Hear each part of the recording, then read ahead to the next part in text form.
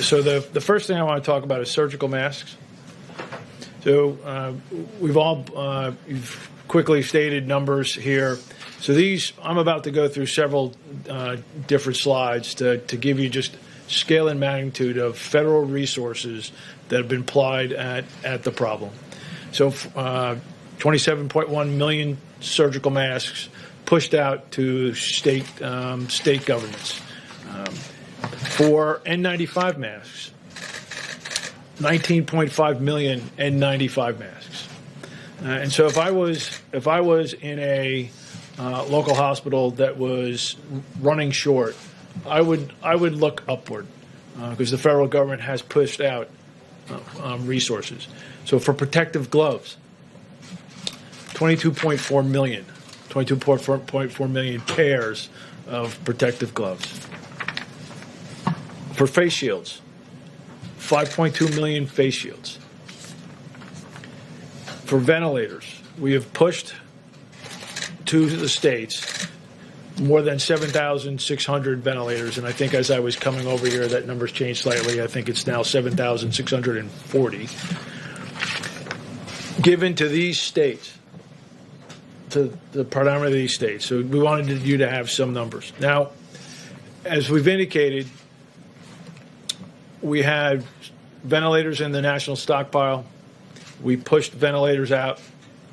We're holding ventilators to put to the point of need, but we're also buying ventilators, asking the industrial base who produces approximately, prior to COVID, approximately 30,000 ventilators a year. We are going to, over the next several months, by the end of June, work to acquire 100,000. And so one of the tools that we're going to I can anticipate needing, we've already executed, is all of those vendors that we're buying them from potentially will need help in their supply chains with their suppliers. We might rate orders. We might help them get ahead of others in that endeavor. So I think Mr. Navarro is going to talk a little bit more of that later.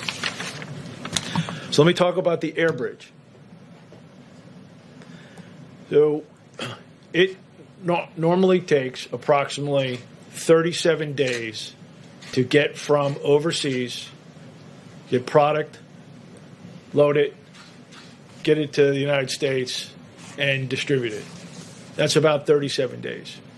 So to prime the pump, so to speak, we have lined on an air bridge to get product here faster, working with our major suppliers as they work to fill orders to get more to healthcare workers now. We are working to align transportation to product. Now, one of the things we're also doing is the team that works for me are scouring the globe and finding pockets of personal protective equipment that might not otherwise be in the U.S. hospital supply chain. That is also going on these flights. 6 completed and a number scheduled. 28 flights scheduled here in the near future. We're working towards, some days we'll have 1 flight, some days there might be 2 flights, multiple flights over the next coming days. These 28 are, as far as I can see, out to a couple of weeks. Then again, matching product, 2 flights to create volume in the supply chain here faster than the 37 days. I'm just going to leave that up as I talk about a few other items. So let's talk about New York City and the public health hospitals. I believe they're called New York City Health and Hospitals. President directed, as I speak, there are pallets being formed, truck being loaded. I gave an address in New York City here an hour or 2 ago, and one of our distributors is making that happen, and that delivery will happen tomorrow. On the data front, this is almost unprecedented. This is a commercial supply chain with 6 to 7 major distributors of health equipment. We brought them all in, and we said we need to make informed decisions, and we are going to help make informed allocation decisions. So within a matter of days, feeding from their business systems, their enterprise resource-like systems, I brought on board a tool, a supply chain tower, that the DoD was using to manage a supply chain for a very complex weapon system.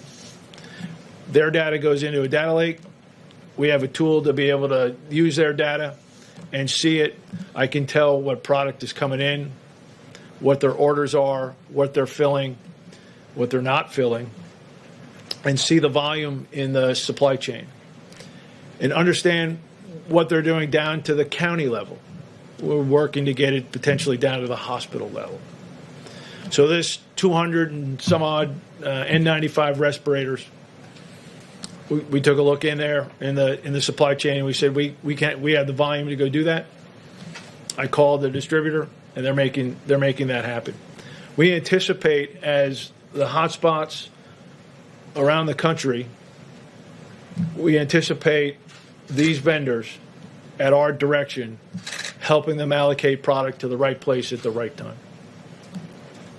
So if I talk finally about expanding the industrial base.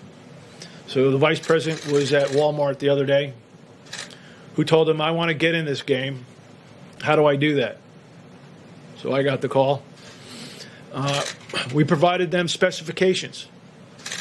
And Walmart is going to use their suppliers to cut fabric, make gowns, sew product. But that's not always the case. We have lots of folks that want to help. I believe you will see in the coming days the use of the Defense Production Act in creative ways to help people that are not doing this today to do it. We have essentially leads. The number yesterday was 210.